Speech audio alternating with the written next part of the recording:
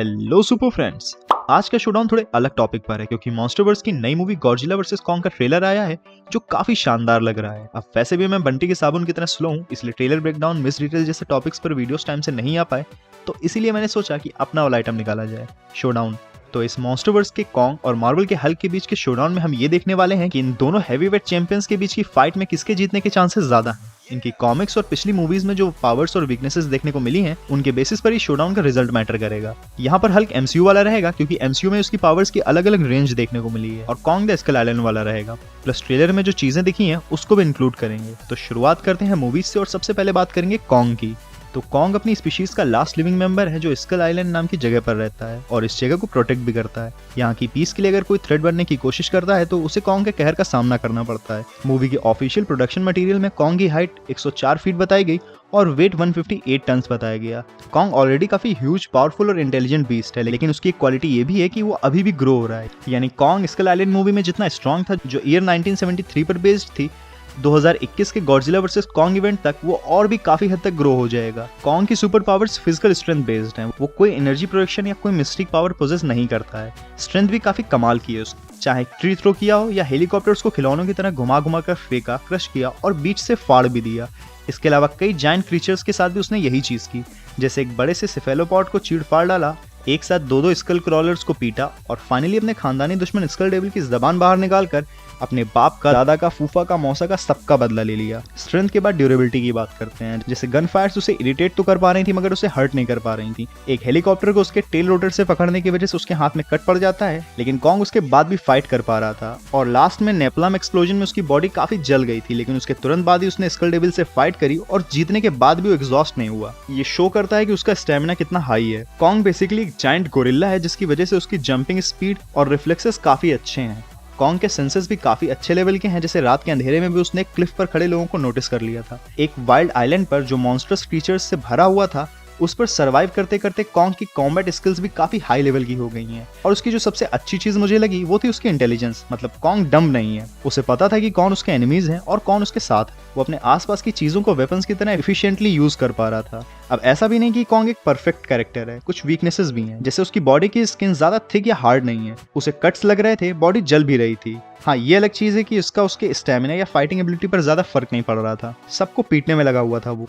दूसरी weakness Kong का poor healing factor था। अपने वुंड्स को हील करने में उसे काफी टाइम लग रहा था। तो ये तो है कॉन्ग जो किंग का टाइटल वापस लेने के लिए बेकरार लग रहा है इस ट्रेलर में। वैसे इस ट्रेलर के फीट्स भी इंक्लूड करेंगे, जैसे कॉन्ग की लेटेस्ट हाइट इस ट्रेलर में गॉडजिला के लगभग बराबर दिखाई गई।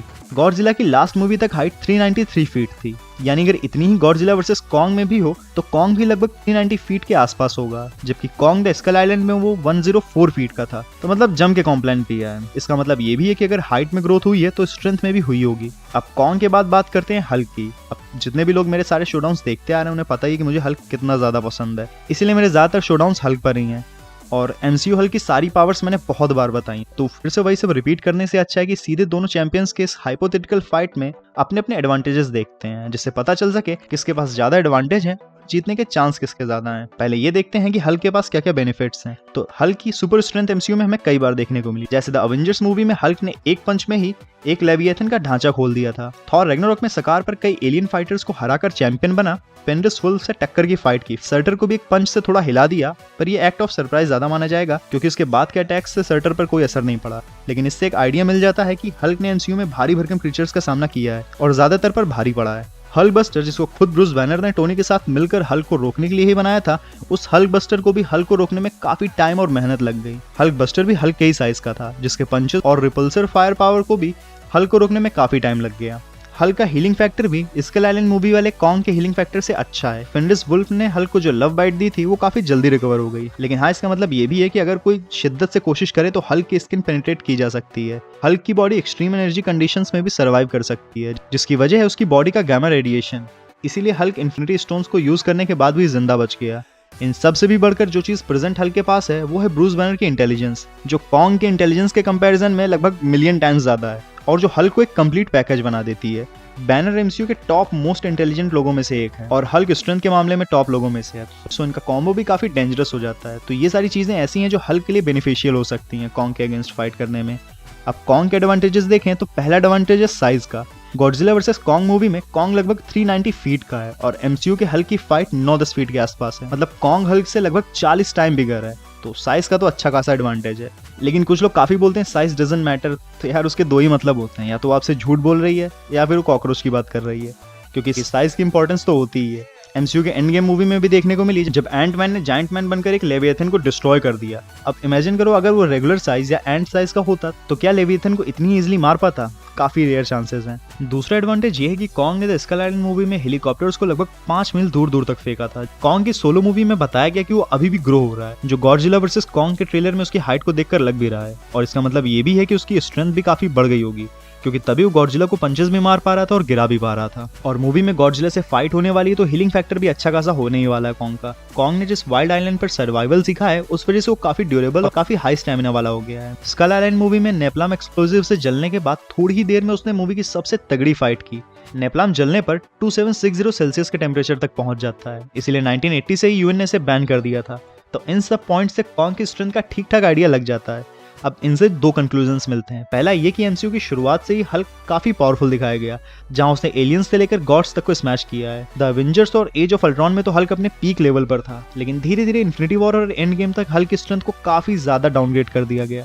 इन्फिनिटी वॉर में तो थैनोस के सामने 15 सेकंड्स में ढेर हो गया, जबकि डायरेक्टर्स के अकॉर्डिंग इस फाइट में थैनोस भी केवल अपनी फिजिकल स्ट्रेंथ यूज कर रहा था। और एंड गेम में होशियार बनने के बाद एक भी अच्छी फाइट देखने को नहीं मिली हल्क की किसी भी सॉलिड अपोनेंट के अगेंस्ट। तो दूसरी तरफ कॉन्ग जितना strong the Skull Island movie में था, उससे ज्यादा स्ट्रॉन्ग वो गॉडजिला वर्सेस कॉन्ग मूवी में होने वाला है। तो मेरे अकॉर्डिंग और जितनी भी चीजें पिछले एक वीक में इस शोडाउन बनाने के लिए मैंने पढ़ी या फिर देखी हैं, उनके अकॉर्डिंग ज्यादा चांसेस हैं कि जो लेटेस्ट कॉन्ग है वो लेटेस्ट हल्क पर भारी पड़ेगा, क्योंकि हल्क के सामने कॉन्ग के पास हाइट एडवांटेज है। 390 फीट कॉन्ग के सामने 9 फीट का हल्क, तो इस साइज का फायदा तो मिल ही सकता है कॉन्ग को। दूसरी चीज, कॉमिक्स के अपोजिट एमसीयू में हल्क की स्मैशिंग पावर्स लगातार कम होती चली गई, जो मेरे जैसे हल्क फैंस को अच्छी चीज नहीं लगी, क्योंकि हल्क की पावर उसके गुस्से के बढ़ने के साथ बढ़ती रहती है।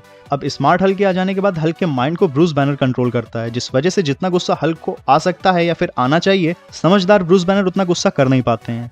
और इसीलिए हल्क की पावर्स लॉजिकली एक लिमिट तक ही बढ़ सकती हैं। जबकि कॉन्ग एक मॉन्स्टर था जिसने दूसरे सेम साइज के वाइल्ड मॉन्स्टर्स को मारा है और खाया भी है। कॉन्ग अपनी बॉडी के जलने के बाद भी तुरंत इतनी बड़ी फाइट करने चला गया और हल्क थैनोस से पिटने के बाद पूरी मूवी भर बाहर नहीं आ पाया।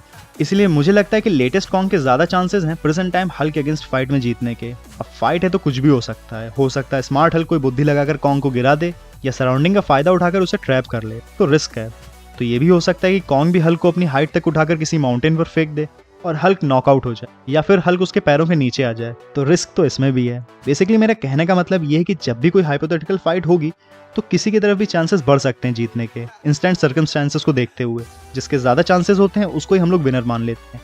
बस इसीलिए यहाँ पर मेरी चॉइस कॉन्ग है, क्योंकि उसके पास ज्यादा एडवांटेज लग रहा है इस फाइट में। हाँ, अगर द एवेंजर्स या फिर एज ऑफ अल्ट्रॉन वाला हल्क होता और केवल द स्कल आइलैंड वाला कॉन्ग होता तो मेरी चॉइस हल्क हो सकती थी यहाँ पर, क्योंकि उस हल्क की बात अलग थी यार, स्मैशिंग पावर हाउस था वो हल्क। लेकिन प्रेजेंट टाइम हल्क और ट्रेलर वाले कॉन्ग में मेरी चॉइस कॉन्ग है।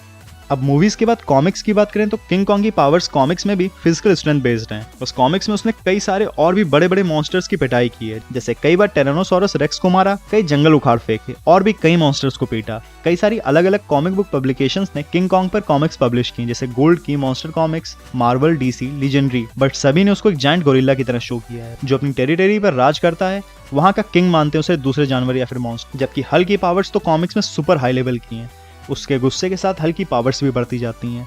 एक बार तो ये एंगर उसे वर्ल्ड ब्रेकर हल्क बना चुका है, जिसके दौड़ने भर से अर्थक्वेक्स आ रहे थे, चलने से कॉन्टिनेंट शेक कर रहे थे। वर्ल्ड ब्रेकर हल्क ने अकेले ही मार्वल यूनिवर्स के लगभग सभी बड़े बड़े सुपर हीरोज को हराया। इसीलिए मुझे नहीं लगता कि कॉमिक्स वाला कॉन्ग इस हल्क का सामना कर पाएगा। तो कॉमिक्स में तो हल्क विनर है।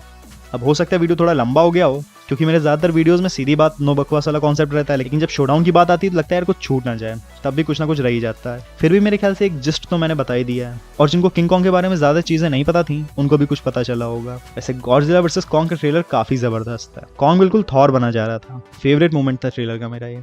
आप भी अपना फेवरेट मोमेंट ट्रेलर का कमेंट्स में बता सकते हैं। तो अब इस वीडियो में इतना ही। अब लाइक एंड शेयर करें इस वीडियो को, सब्सक्राइब करें इस नीले बर्फीले चैनल को। तो मिलते हैं नेक्स्ट वीडियो में, तब तक आप सेफ रहिए, खुश रहिए और ब्लू आइसबर्ग के वीडियोस देखते रहिए।